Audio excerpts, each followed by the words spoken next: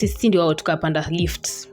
And then we eventually reached the 5th floor. So, and this security guy who I was telling you guys was following us.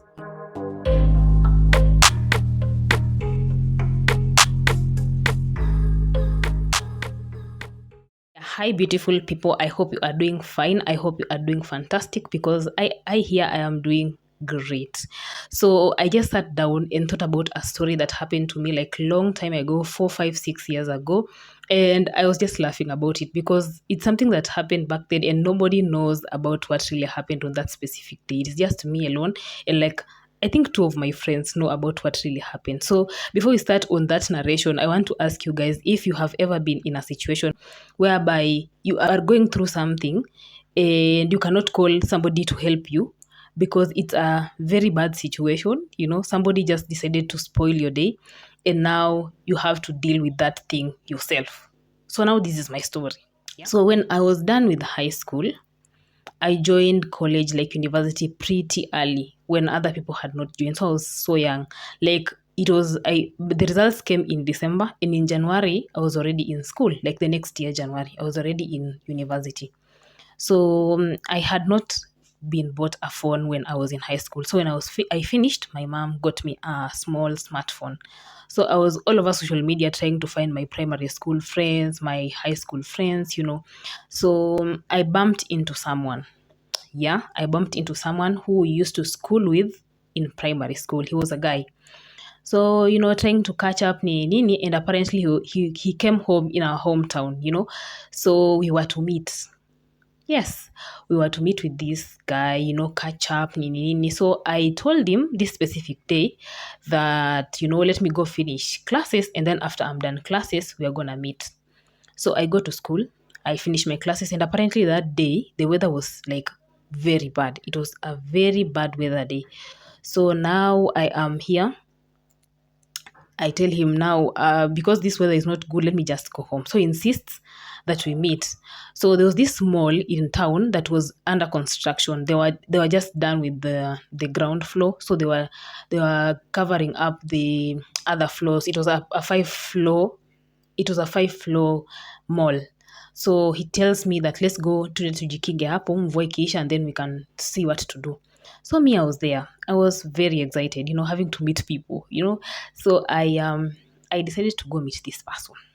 I went to the mall and we were here and there window shopping because, of course, then we had no money to go and buy things. So we were in the supermarket, you here and there, we are window shopping, happy. So he tells me that because this building is under construction, let's just go up there, twende to songe, like we just window shop and walk around, see how this mall is. So mimi niko tu hapo nafuatana na mtu, sijui ananipeleka hadi wapi. So as we move around, there was this security guy who was there, and he was on our case like so much. He was moving around with us. Tukienda floor fulani anatufuata, tukirudi huko anatufuata. But there's nothing was clicking in my mind that something will go wrong.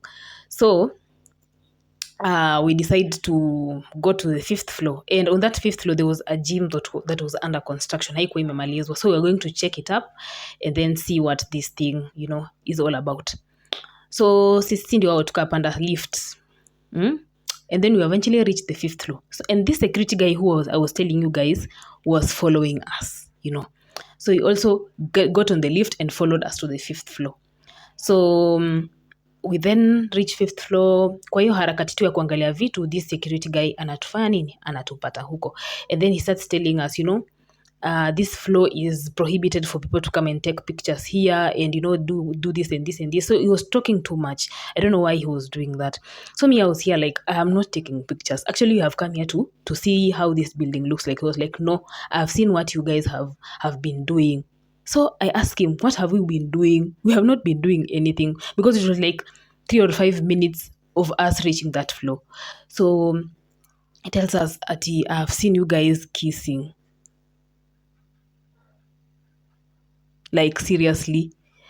And then nikaanza kujitetea ati see this building has CCTV cameras. You can check those CCTV cameras. There's nothing that us we have been doing. Like, check the CCTV cameras. He was like, no, this road does not have CCTV cameras because it is still under construction. So tumejifunga.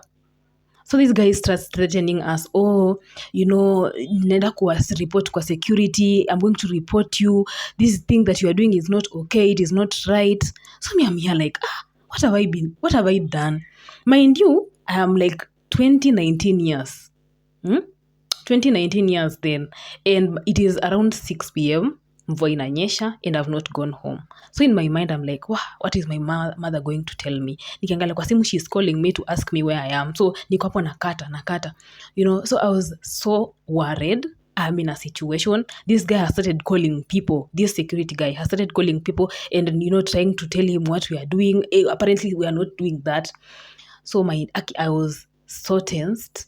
So this guy we were with, it was like he called this security guy and he was like telling him, this thing shouldn't reach far because there was nothing we were doing. So if we can give him something small for him to keep quiet.